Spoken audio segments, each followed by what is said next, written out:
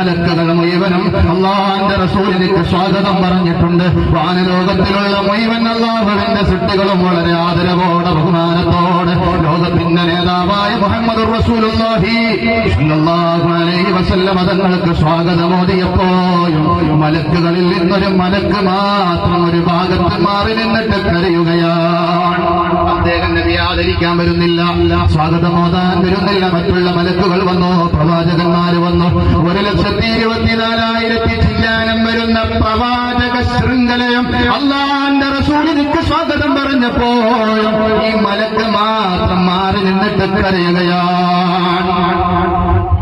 എന്നതൻ തന്റെ സന്തത സഹചാരിയോട് ചോദിച്ചു, എല്ലാവരും എനിക്ക് സ്വാഗതം പറഞ്ഞപ്പോ, എന്നെ ആദരവോടെ ബഹുമാനത്തോടെ സ്വീകരിച്ചപ്പോ എന്തേ ആ മലക്ക് മാത്രം മാറി നിന്നിട്ട് കരയുന്നത് എന്ന് ചോദിച്ചപ്പോൾ ജിബ്രീൽ അലൈഹിസ്സലാത്തു വസ്സലാം അല്ലാഹുവിന്റെ റസൂലിനെ കൂട്ടിയിട്ട് ആ മലക്കിന്റെ അടുത്തേക്ക് പോയി അത്രേ.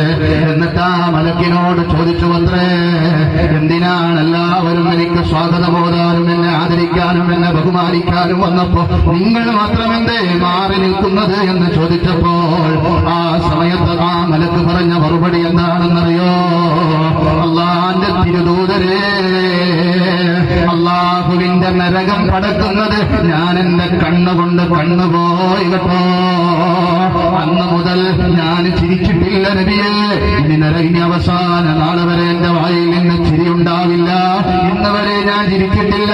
നരകത്തെ പടക്കുന്നത് എന്റെ കണ്ണുകൊണ്ട് കണ്ട അന്ന് ആ ദിവസം തൊട്ട് ഞാൻ ഇവിടെ ഇരിക്കുകയാണ്. ഞാനൊരു ശുഗലിലും പിന്നീട് ഏർപ്പെട്ടിട്ടില്ല. അന്ന് കരഞ്ഞിരുന്ന ആളാ മഹാനായ ഇസ്രാഫീൽ അലൈഹിസ്സലാത്തു വസ്സലാം. അതുകൊണ്ട് പെണ്ണെ, റബ്ബിനെ പേടിക്കാതെ ഹറാമ് ചെയ്യല്ല.